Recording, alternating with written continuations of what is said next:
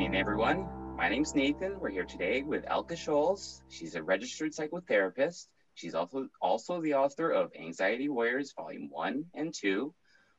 Today's meeting, we're going to go over some journaling, a couple of them, including journal for processing, writing down worries, dumping, and working.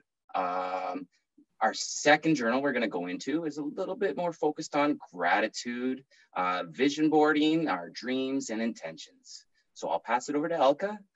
Enjoy the meeting. Thanks, Nathan. And yeah, I'm really super excited to talk about journaling.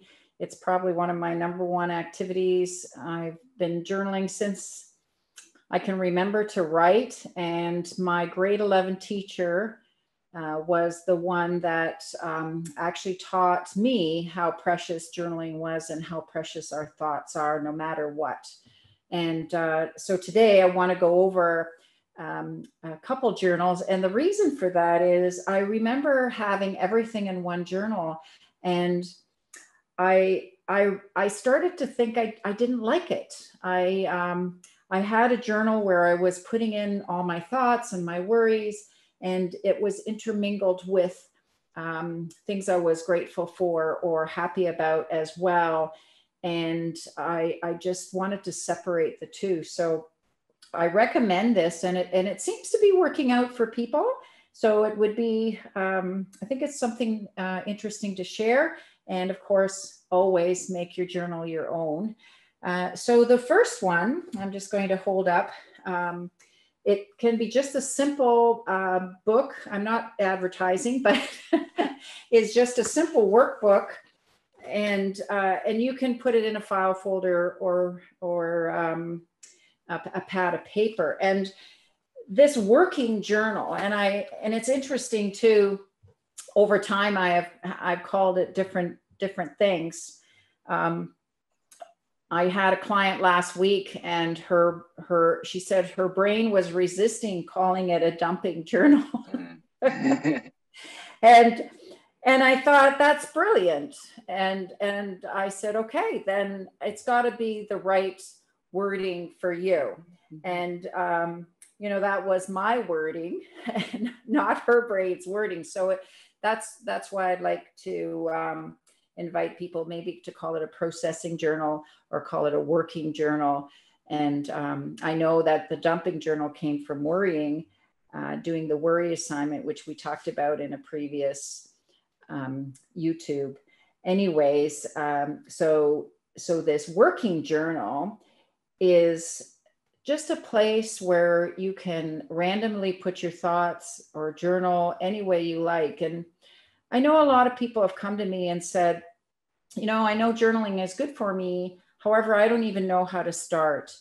I think I should journal, or I want to journal, or I want to write some of my thoughts down. I just don't know how to start. So what we've done is a couple things. There are handouts, which are below the YouTube, the reference sheets, and they're ideas for journaling. And there's also reference in your book, Loving Your Life book, on page 237. And for those of you, if you don't have the book, you're still welcome to access the pages. And they're just some simple start off launching lines like, my hopes and dreams are, fill in the blank. And there's 27 on the one page, and just another one, in the future I want, and then fill in the blank. And it's not that you have to go through each one. However, what happens, and again, let it be a little bit organic. If one really inspires you, you may end up writing lots of pages about what puzzles me is. And that may launch a whole session of processing. And these work journals, I find, well, again, I would recommend that they're private. It's not something that I would ever suggest that, you felt you had to share And the reason for that, and I don't know how you feel about that, Nathan, but or even if I, or maybe if I'm going to ask you, Nathan, if you felt, you were writing your utmost personal things in your working journal, would you be as likely to be as honest if you thought that maybe in the future you would share that? I don't know if I put that restriction, but I would say that I definitely wouldn't be uninhibited, right? And I would like to be able to write in a way that there is no limitations in my mind when it's just flowing, and that thing about somebody else's eyes being on it isn't even in my head at all. So that's the way I would terminize it. But yeah. Great. Yeah, great. And journaling too is it's not about worrying about grammar or spelling. We don't have to write in sentences if we don't want to. We can write it in poetry if we want to. There's no, I want to say there's no rules of how we journal. It's really about our brain and that relationship that we have with ourselves is how do we put that on paper. And so the reason I wanted to talk about that one first was, and my favorite type of journaling is part of my meditation, and that is my gratitude practice. And I treasure that so much, and I have been doing that now over 10 years, and I do it twice a day. I would start and suggest that people try it once a day. And it's a practice that fills my heart. It fills my soul. It helps me change channels. It builds my resilience so that I can deal with the day. It gives me a choice of how I want to enter the day. And so it's a very powerful practice. And it's a powerful practice that over centuries has been proven to be so powerful in changing your life and changing your attitude and changing your mind. And that's what I'd like to focus on today. And the interesting part, the reason I wanted to start with the working journal is there's some days when we wake up, and I can go by my experience and my clients is, we don't want to do the gratitude journal. Something's niggling us. Something is brewing. Something is disturbing inside our bodies. And somehow we need to acknowledge that. And if that's happening to you as a writer and a journaler, totally go into that working journal, and that's that place where you get to write and explore what that niggling is. And I think all along in all the sessions we've talked about what we need to do is acknowledge what's going on in our bodies first. We've got to acknowledge that. And it's not about ignoring that niggle or worry or upset. It's about acknowledging it, getting it down, processing, or even beginning the process.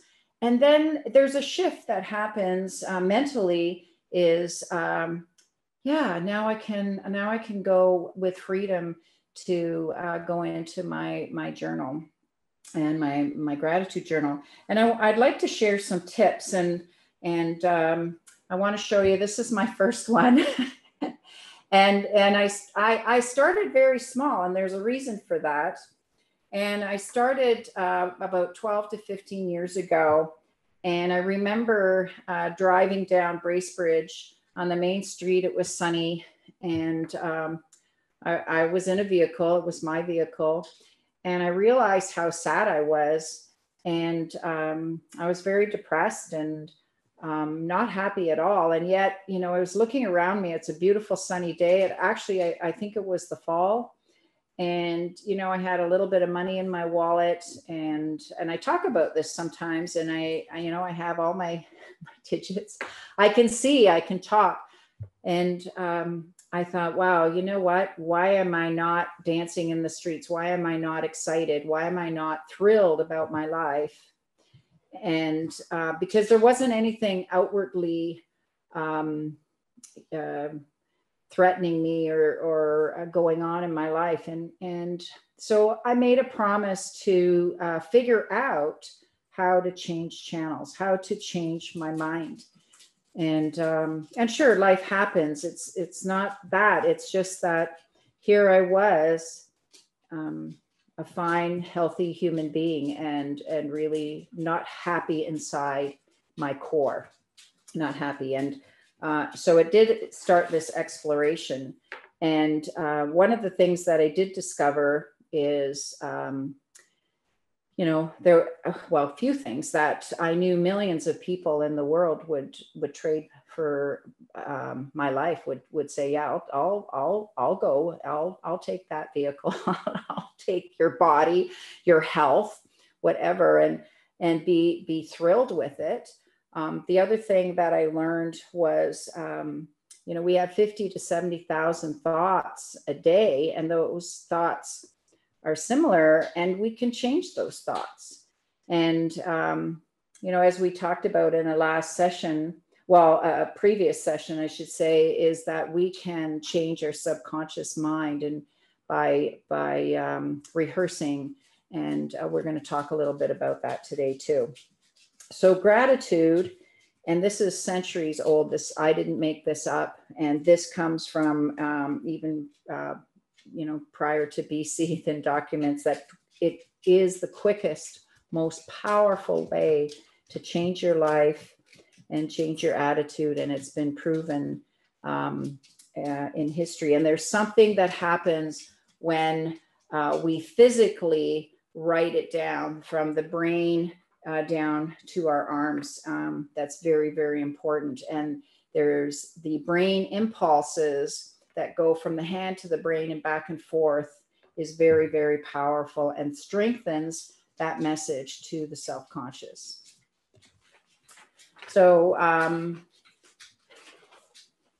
just wanted to show you a bit of an evolution of journals. So what I noticed from this little one, the reason when I finally discovered that I needed to write it down, because what happened, and this happens very typically, is we can think about things we're happy about, yet if we're not in that habit already, our brain can quickly get hijacked into that, what I call stinking thinking. And I'm not alone in that. So, we need something tactile as humans, and how to reinforce that. And so I picked up this tiny journal, because I knew if it was small, I could do it regularly. And I just invite that to anybody, is, just take some of these ideas. You don't have to do it the way I started. However, I can't say enough how powerful this practice is, and how much you'll see changes in your life. And I've had so many people come back to me and say, wow, you know what? I already feel different. And they've only been doing it a couple weeks. And you'll start noticing things. And one of the things I noticed is I started sleeping again. And I started waking up with a smile on my face, and when I didn't have that before. And of course, that got me excited, and I want to share that excitement with you. And of course, the journal grows. And one of the things we're going to talk about today is what I started doing on a very, very simple level was putting in intentions. And I didn't realize it at the time that was what I was doing. And what I noticed is, as the journal evolved or got filled up, these intentions started to come to fruition. And so that got to be very exciting and very powerful as well. And so I'm just going to switch cameras just to show you. I have on my desk here some, I got to make sure I do it right. There we go. And what you're going to see in the background is bags of journals, or not journals, sorry, magazines. And, this is about having some fun. And one of the things we're going to talk about is adding emotions and I want to say color to your journal, and collage is probably one of the easiest ways to do that. I'm going to just bring this one out, and I'll just set it there to the camera. And what I started to do too is collecting pictures or sayings that meant a lot to me. I started to glue that into the journal. And again, it's another way of intention setting and putting that out there. So I started putting in posters and postcards, or for perhaps favorite sayings, and yeah, and then of course the journal in between as well. And one thing that I noticed with the journaling, and Nathan, certainly jump in with any questions. So these are the more recent ones, this one here. And one of the things, and I'll share with you on this page, is I had noticed that my own spirituality, I wanted to build it up. So that's where this collage came from. And so what I would invite viewers is, what is it that you want to create in your life? What is it that you want to change in your life? And, oh, one of my lights went off, but that's okay. What is it that you want to see and manifest? So I think what I'm going to do is change back and make sure I do the right one. There we go. Yeah. So, what are the things that you want to manifest in your life? And I don't know if you have a sample, but I'm happy to work through. And again, you have a handout at the bottom of this YouTube called Creating Affirmations. And so remember, the subconscious mind will believe what the conscious mind presents. And affirmations are so powerful. And so think about, your intention, your wish, so what that may be. And I don't know if, Nathan, you've got one to share, but I'm happy to work through that. If not, it's okay. I know I put you on the spot. I mean, it's not that, it's that I have so many, it's hard to come up with one on just one on the spot, right? Okay. So. Well, if you have a moment, I know if you have a couple, is maybe jot them down, and we could always go through one, and if any participants, it's something to think about. But here's an interesting thought that we can think about is, so our intention, let's say our intention, and I'm going to jump around a little bit, but let's say your intention is, I don't want to have debt. So the universe, and however you want to call that, we can call that also our subconscious mind if you want to keep it scientific. However, it hears debt. And if we keep reciting that, the subconscious mind keeps hearing debt, debt, debt. Well, that's what it's going to start, like a radar. When we talked about it before, it's going to start radaring and looking, oh, where's debt, and focusing on debt. Instead, we can use different words. And Florence Shinn was an expert in this, and she wrote a lot of work for Winston Churchill, and you can look her up, Florence Shinn, and people would go to her for affirmations because she was so powerful at it. So I can give you some hints about that. So instead, let's use words like I have abundance. So we want to have it present. So present tense is really important. The other thing, and again, think about that this is what you're wanting to train your subconscious. Okay. So it's like training your brain, telling the universe, I already have abundance. So now what we want to do is we want to be more specific, because the universe is going to go, wait a minute, you're already abundant. You have this lovely apartment and lots of books and a happy dog. That's already abundance. So we've got to be specific, because again, it's about, and when I call, this universal mind, again, or however you want to talk about that is, whether it's your subconscious or however you want to talk about that. So be specific. So now I'm going to be specific. I have $2,000 in my bank account. So now I'm being very specific. And again, our subconscious is hearing the specificity. Now, if you want to heighten that affirmation, you add an emotion to it. And so here's how it goes now is, I'm thrilled that I have $2,000 in my bank account. And so a couple things there is the emotion shifts it to another vibration. Your subconscious gets excited about it. It picks that up quicker. The other thing is it's very specific. And of course, then it's like a little bit of a radar. We start connecting to what's already out there and bringing it in.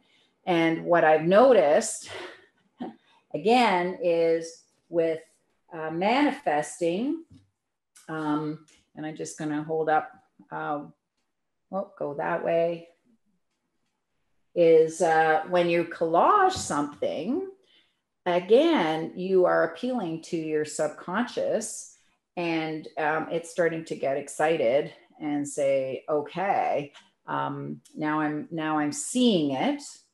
And that's what vision boarding is about as well. So, yeah. And just to clarify, okay, so even if the circumstances that I'm in debt and I have negative dollars in my bank account, I am still going to journal the fact that I have $2,000 in my account. Yeah. I'm thrilled that I can pay my bills and I have $2,000 in my bank account. So giving gratitude for the ability to earn the money, having gratitude, because having bills really is a sign of wealth. It means that we're living, we're using things. And when you kind of think about that, it makes sense, right? And it's just that what has happened is, I think, well, I don't know if it's a lot of media or social beliefs about, we hear about debt management or intentions. And I'm not saying to ignore any of that. We need to put action behind it. However, we also got to look at the positive, and it actually helps us face money management, because that is and especially now, right now, with everything that's going on, how are we surviving? How are we doing this? And we're being challenged financially.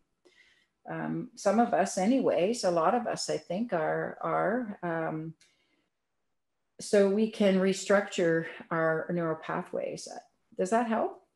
Yeah, absolutely. And I think what I wanted to clarify specifically was that, it doesn't necessarily need to be true now for us to be speaking it as truth. Right. And yes, because it's almost like, so it's, think of it as light, or like the stars. When we see the stars, that light, that star is probably already gone. And what we're doing in a way with our subconscious is we're already putting that thought and that into action. And these are old concepts. Buddhism. I was reading something from 3000 BC on tablets. These are old concepts. They're things that people have practiced. Napoleon Hill, Think and Grow Rich. And it isn't about always just about money. It's about being rich in your life. And he talks about, structuring our language and our thoughts, because our thoughts have power, our thoughts have energy, and they also affect us. And when we're excited about paying bills, which is a weird concept, I suppose, but I don't know if you remember watching The Secret, the law of attraction, and the one speaker on the finances, he said, yeah, we're always focusing on debt and debt. And so what happens is our subconscious attracts more debt. And if instead focus on checks in the mail, checks in the mail, checks in the mail. And that's, how he was talking about. Of course, that was many years ago. Now we might have to say e-transfers, e-transfers. And it's interesting too, because I've been practicing this, and I have people that help me with my language as well. And the positivity of, our language and what we're trying to manifest is that, we deserve a great life and to thrive. And how do we do that? And one of the things in the notes, actually, and I've got my little guy here, he's nudging me, on page 234 in Loving Your Life. It's interesting, and I think we've all heard this. If we say we can't do something, and that to me is a pretty negative 4-letter word, that's exactly what'll happen. And they did a study, and I don't have the stats on it, but they did a study on creative people. And the research was what makes people creative. And they studied different races. They studied different economic statuses. They studied different upbringing. They studied all kinds of things, and they couldn't find a common denominator of what made a person creative and somebody else not creative. And the one thing they did come up with, I don't know if you can guess. No clue. No? Well, here's the thing. The people that were creative believed that they were. And it was that it was it. And it didn't matter what their IQ was. It didn't matter what their education was. When they believed they were creative, they were creative. If somebody says, I'm not creative, well, of course, you're telling your subconscious, and it believes it. It goes, okay, I'm not going to be creative. And it's going to shut down any ideas that you have. And if you believe you're creative, you're going to be creative. And it's like that can't word. If you think you can't, well, then you're going to live that. Your subconscious is going to go, okay, all right, you can't. So we'll make sure of that. and so why can't we choose? So that's what this is all about, is that we can choose. And I have one of the things I enjoy doing in my journal is when I find sayings or something that's really strong for me. And there's one in particular I was reading this morning, and I thought about today about sharing it. And again, it's not new. It's not something I made up. Actually, there's a couple of them. But this one particular one, and I actually wrote it in today's, I think.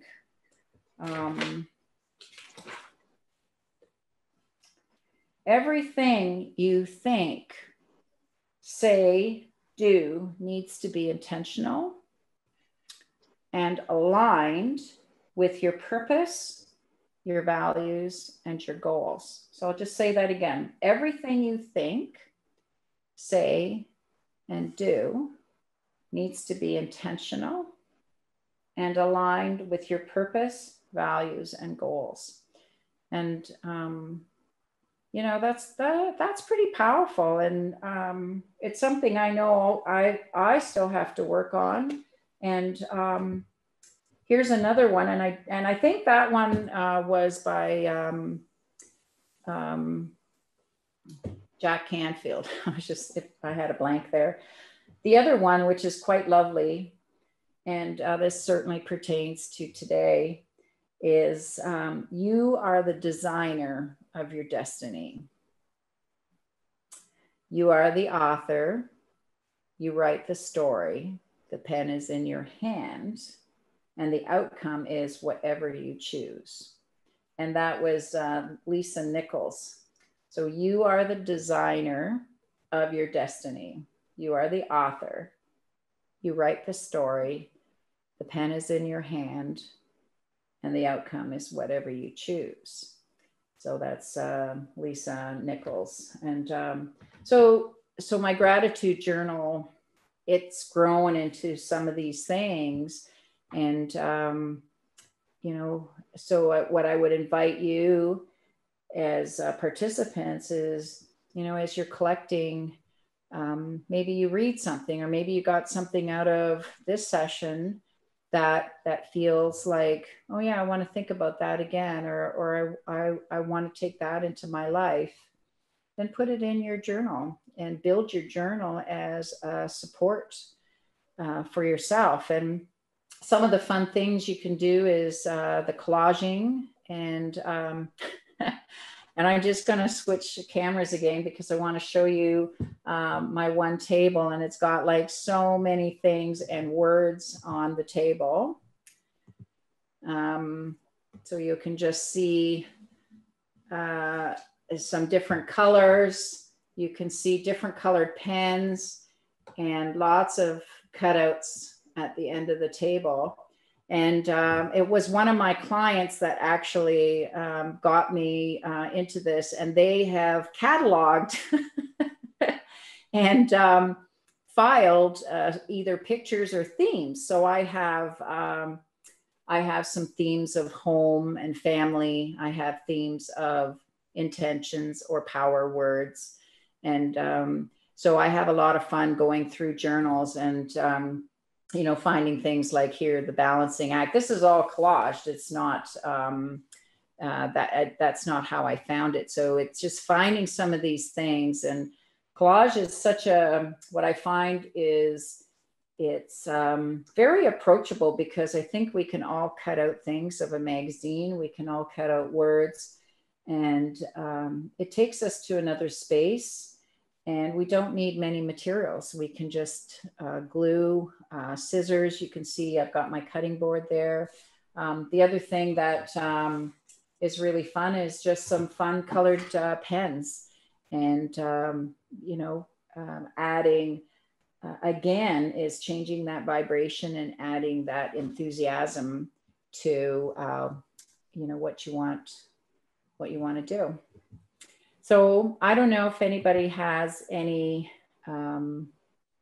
comments or anything they want tweaked, because sometimes that's a great way to learn and to fine tune.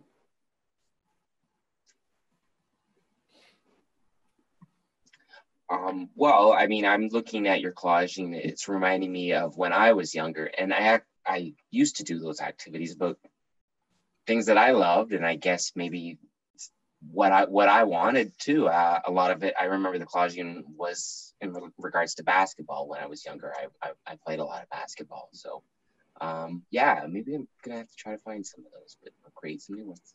Yeah, one of the things you can do too, if you have access to it, is printing off pictures, and that's pretty easy too. So you may not have everything in a certain journal, or not a journal, but in a certain magazine.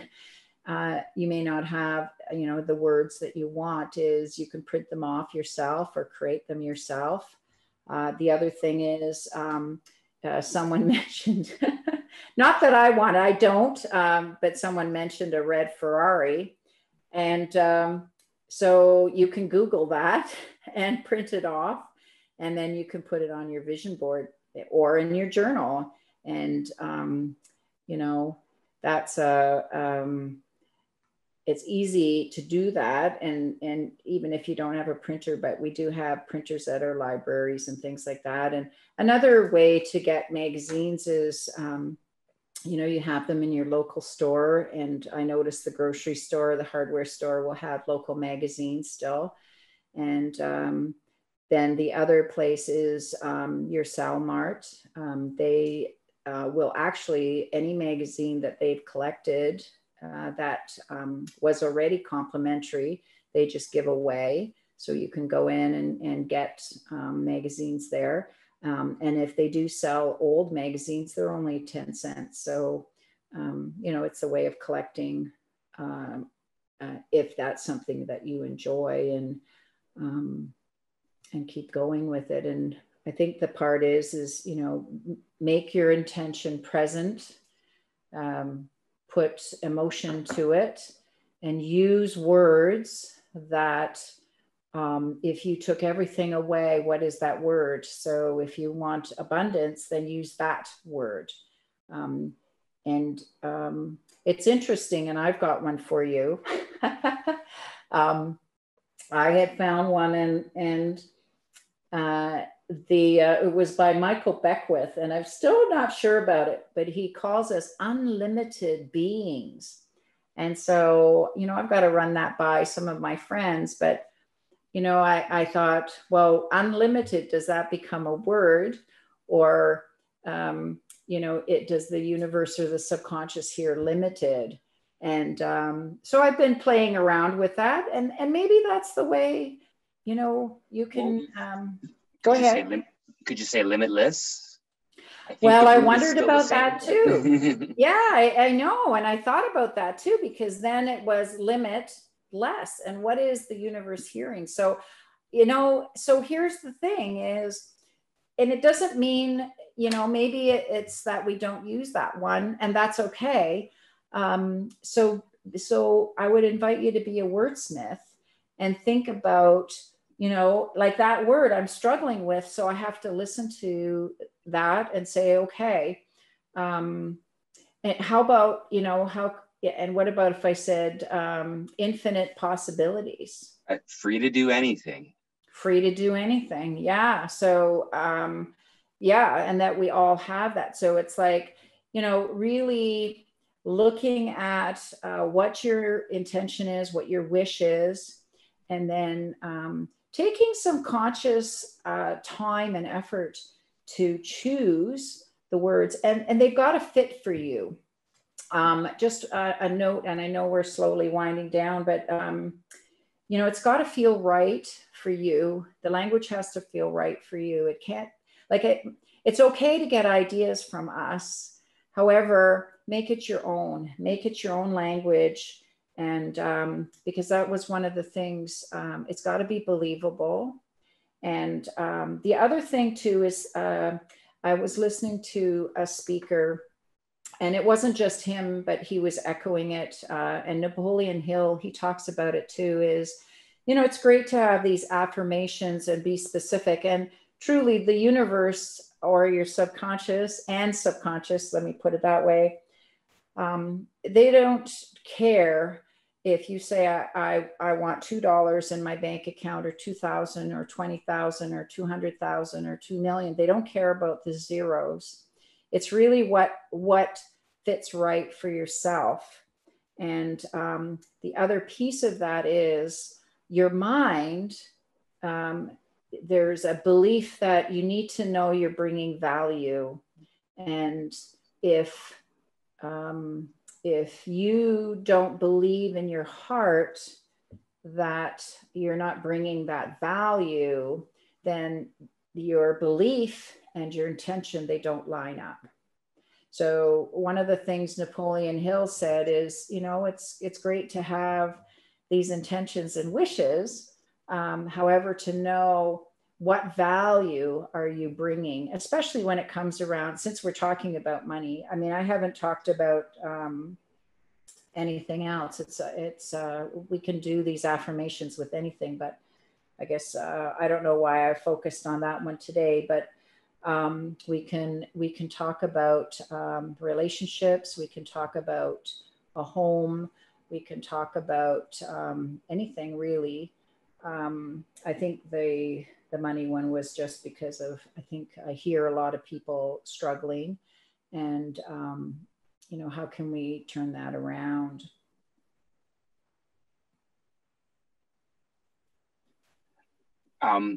Money's a big issue for everybody. I think another good thought and a good basis is we've all kind of been separate, or I shouldn't say all, but there's been some distance between humans, and so maybe some of us are lonely and looking for company and trying to manifest that in our journaling. So I think you're right that none of the things we're bringing up are suggestions, but rather thinking through the process of how you might take an initial thought that might not be crafted exactly how you want it, and working through that process to get it to be something ultimately positive, so that you're manifesting the best possible version of your thoughts.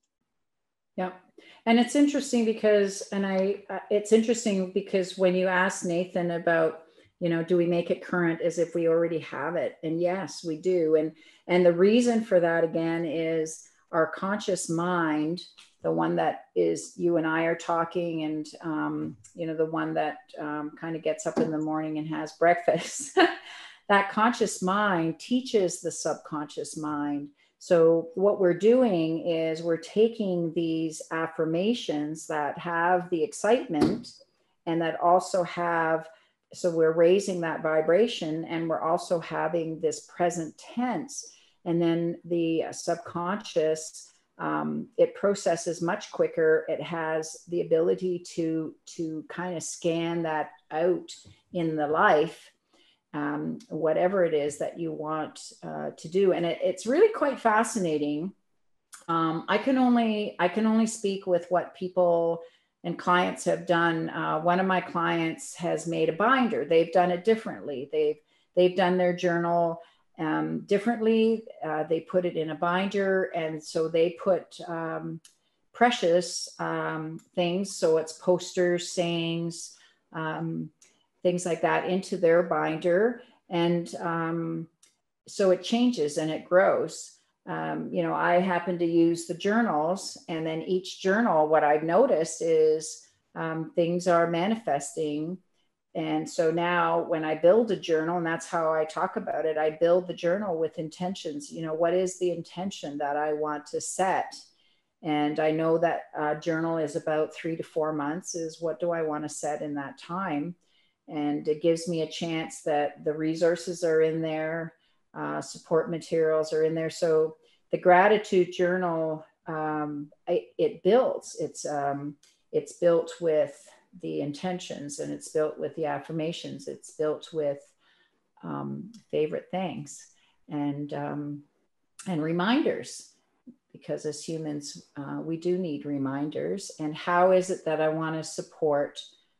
You know, think about how you want to support your subconscious, and what is it that you want to manifest. And the interesting thing is, I know people that teach vision boarding, and this is kind of a way, doing the journaling and the collaging is a way of vision boarding in a book form, which is true. And people that teach vision boarding say, well, once you've got it, then you move on, and you go into what the other thing you want to manifest, whatever that is. And that's true with the journal as well. So I know we've presented a lot of things, and I know some of it's different, and I just hope that you know, people take some time and enjoy this, and we'll go from there. I do want to read one small quote, and it is about gratitude, and it is about how I feel about gratitude. And I wish I had the author. I don't. To speak gratitude is courteous and pleasant. To enact gratitude is generous and noble.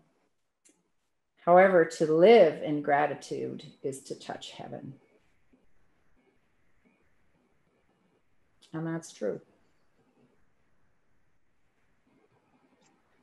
Yeah, I think when you're grateful for the things that you have, it's more difficult to be penetrated by some of the negative emotions that might arise, because you're just grounded with the things that are real and here, that you do have. Actually, thank you for bringing that up, because you did remind me, and that again, it just shows how connected that we are as humans. Is, there'll be days when you don't feel like practicing gratitude, and the beauty of the gratitude journal, no matter what size it is, if it's the little one or a bigger one, is they're resources for us. And, when life challenges us and rocks our world like it does, I mean, it doesn't dole out stress in little bits. It usually kapoom. I don't know. That's been my experience, and people I talk to is their experience. So the practice, and you're right, Nathan, it gives us some strength and it gives us resilience, because when we're practicing this, we can go back and, when, maybe I don't feel like it, or I'm not feeling that vibration. Well, I start reading a few pages, or I start looking through my journal. Yeah. And you're nodding your head. Yeah. Yeah. I get excited. And I'm just going, you know what? It's another book full. This book is full of gifts. And if I really get grumpy, it doesn't happen that often, but I keep my gratitude journals, and I have stacks of them, and they're all full of gifts. Every line is a gift. And then I start going, oh yeah, I guess, yeah, I am getting kind of excited again. Just reignite the fire again and again when it starts to fizzle again. Absolutely. And that journal, and you're right, so the practice it fills our cup, it does strengthen us, it does give us resilience, and it's a resource. Absolutely. I love that. So thank you for that. So thanks. And I'm, like I said, it's one of my favorite absolute things to do. I treasure it. Well, I mean, I definitely encourage everybody. We're going to post some sheets to follow along with, use them as resources. I also encourage you all to get onto the Anxiety Warrior site. It's anxietywarrior.ca/gifts, has a bunch of resources there as well. I'm also going to post a link to the previous videos. It's in a playlist format. And I encourage you all to just go ahead and watch all of the videos that we've done. They're great resources. Go watch them and watch them again. All right. Thanks for joining. I'm going to pass it to Elke to say goodbye. Yes. Thank you, everybody. And yeah, hope to see you again. Yeah, we're not sure exactly when the next date we'll be posting is, but I'll make sure to include that in the link, and we'll have a poster up as well.